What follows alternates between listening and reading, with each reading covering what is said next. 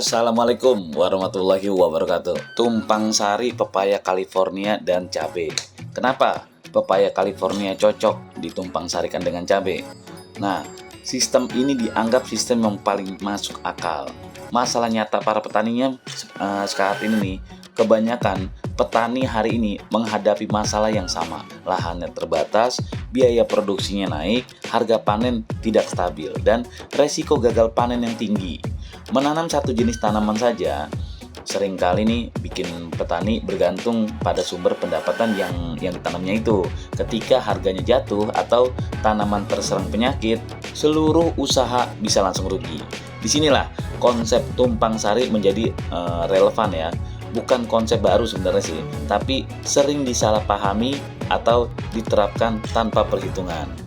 Tumpang sari yang benar itu sebenarnya bukan sekedar menanam dua tanaman sekaligus, melainkan menata ekosistem kecil di lahan agar tanaman saling mendukung. Bukan saling berebut nutrisi, bukan nih, tapi saling mendukung.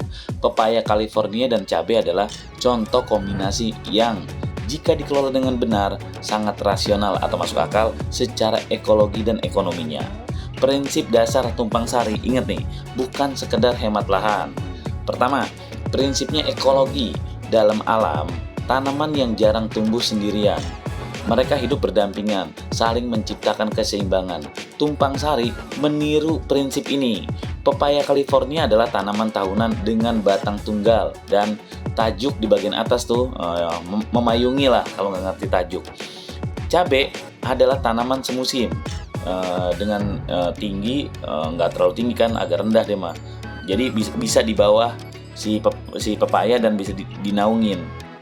Ketika digabungkan, keduanya tidak bersaing secara langsung kalau ditata dengan benar. Karena prinsipnya di sini yang dikejar adalah prinsip cahaya. Pepaya memiliki daun besar di bagian atas, tetapi pada awal-awalnya hingga berbuah pertama, cara memayunginya ini, tajuknya ini belum terlalu menutup. Sementara cabai yang berada di bawahnya atau di sela pepaya masih mendapatkan cahaya yang cukup dari matahari. Selain itu, cabai justru tidak menyukai panas ekstrim sepanjang hari. Sedikit naungan dari pepaya membantu mengurangi stres, terutama di siang hari yang terik nih.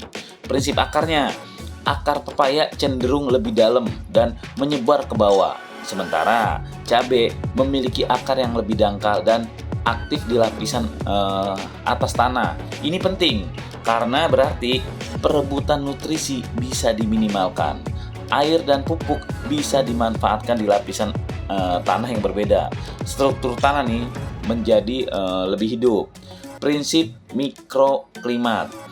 Pepaya menciptakan mikroklimat, yaitu mengurangi angin kencang, menjaga kelembapan tanah, menstabilkan suhu di sekitar tanaman cabai.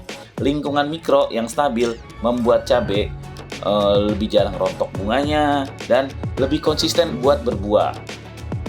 Alasannya nih, kenapa pepaya California dan cabai saling menguntungkan? Yang pertama adalah waktu panennya yang berbeda. Cabai mulai panen relatif lebih cepat ya, sekitar 2,5 bulan sampai 3 bulan. Sementara pepaya California nih baru mulai panen lebih lama. Artinya cabai menjadi sumber cash flow awal nih, perputaran uang di awal. Sementara pepaya menjadi investasi panen menengah dan jangka panjang. Ini sangat penting buat petani-petani kecil agar tidak menunggu terlalu lama buat pemasukannya. Yang kedua nih keuntungannya, pemanfaatan ruang kosong. Pada masa awal pertumbuhan pepaya, ruang antar tanaman masih luas dan sering dibiarkan kosong. Cabai mengisi ruang ini secara produktif sehingga lahannya bekerja maksimal, gulmanya nih, rumput-rumput lebih terkendali, efisiensi lahan ya meningkat. Keuntungan ketiga, diversifikasi resiko. Jika harga cabai turun, pepaya masih berjalan. Jika cabai terserang penyakit, pepaya tetap tumbuh. Sistem ini tidak menggantungkan harapan pada satu komoditas tanaman. Keuntungan keempat, efisiensi perawatan, penyiraman, pemupukan dasar, dan pengolahan tanah bisa dilakukan bersamaan. Dengan manajemen yang baik, biaya tenaga dan waktu bisa ditekan. Gambaran nyata hasil panennya di lapangan nih kita bisa lihat selama ini. pepaya tumbuh tegak dan sehat. Coba perhatiin, di sekelilingnya cabai tumbuh subur dan buahnya lebat. Tanah lebih tertutup, nggak langsung kena matahari secara terik ya, lembab dan tidak cepat kering. Tanahnya nih, gulma, rumput-rumput di bawahnya tuh lebih sedikit dibandingkan tanaman yang sendiri monokultur.